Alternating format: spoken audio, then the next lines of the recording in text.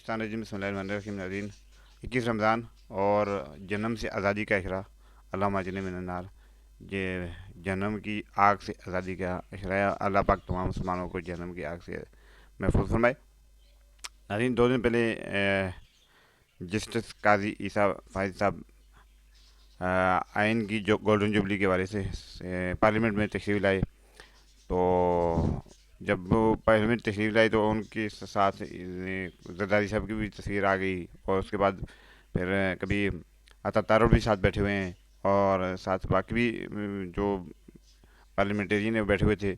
तो एतराज़ ये बनता है कि हम ये कहना चाहते हैं कि काजी इस्तीफ़ा फाइज साहब एक मोहतरम जज हैं, एक सुप्रीम कोर्ट के मोहतरम जस्टिस हैं। तो मतलब कि उनका एक रुतबा है, एक उनका ओहदा है, उन्हें उनके ऊपर एतराज़ किया।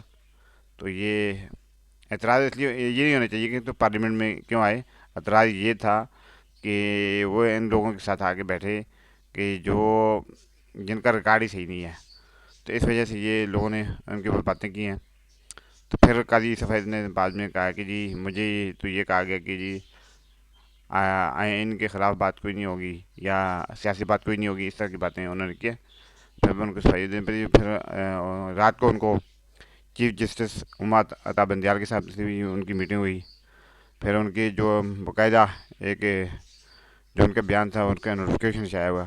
तो कहने का मतलब ये है कि मेमो गेट स्कैंडल जो आया था, जरदारी के खिलाफ जो स्कैंडल था, जरदारी ने आर्मी के खिलाफ बयान दिया था हसैन हक्कानी के हवाले से। तो वो बयान वो केस जो है ना जस्टिस काजी ईसा फाइज साहब सुन रहे थे। तो फिर उनके पास जब यहाँ पर पार्लियामेंट में काजी ईसा फाइज साहब और जरदारी साहब इकट्ठे बैठे हुए थे, तो इसके ऊपर लोगों ने एतराज़ किया कि वो तो जरदारी जो एक मुजरम है, तो उसके साथ एक मोतबर और मोहतरम शख्सियत सुप्रीम कोर्ट के चीफ जस्टिस साहब साथ बैठे थे। तो इसके ऊपर लोगों ने लम्बा बलम्बा बाकी लोगों ने भी एतराज़ किया है। अता तारड़ साहब को एक बार सुप्रीम कोर्ट के बाहर उन्होंने एक आइन साथ, एक हाथ में आइन था और दूसरे हाथ में उन्होंने गलत इशारा किया था, तो वो भी साथ ही बैठे थे। इसके ऊपर भी लोगों ने इस तरह की बातें की। और फिर कभी फजल रहमान के बेटा भी कभी आकर मैं उनके साथ फ़ोटो बनाते हैं। कभी काजी ईसा फाइज के पार्लियामेंट के आने के ऊपर किसी को एतराज़ नहीं था। एतराज़ ये था कि वो किन लोगों के साथ आके बैठ गए। अगर वो इन लोगों के साथ बैठ गए तो ये कल कल सुप्रीम कोर्ट की जब चीफ जस्टिस बनेंगे तो लोग एतराज़ करेंगे। तो ये कि उनके उनके पास बैठे हुए थे कल लोगों ने, उन्होंने फ़ोटो ज़ाहिर करने, तो फिर इस तरह उनकी साख जो है ना नुकसान पहुंचती है। उनके जस्टिस काजी ईसा फाइज की साहब की साख को नुकसान पहुंचता है इस बात से।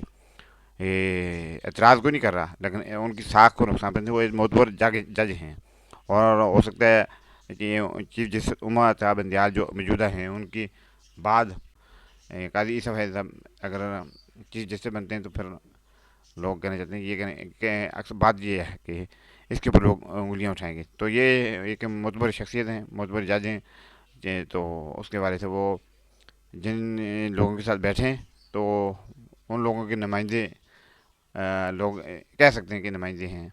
तो ये बात है, और कोई इस तरह की बात नहीं थी।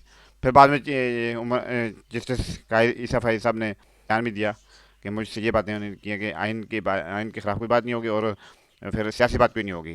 तो इसलिए मैं गोल्डन जुबली में हूँ। तो जब मुझे उन्होंने वहाँ पर बिठाया, तो उसके बाद फिर उन्होंने अपना बयान दे दिया था कि ये मैं आइन के लिए यहाँ पर आया हूँ। तो तब फिर रात को चीफ जस्टिस साहब के साथ उनकी बात हो गई थी। चीफ जस्टिस साहब के साथ उनकी खुशगवार मूड में गपशप चल गई थी। तो ये सीन था। तो कहने का मतलब है कि उनकी साख को नुकसान ना हो, साख उनकी मशहूर ना हो, ये कहने का मतलब है। इसके साथ ही ज़्यादा जाऊँगा। अल्लाह हाफिज़।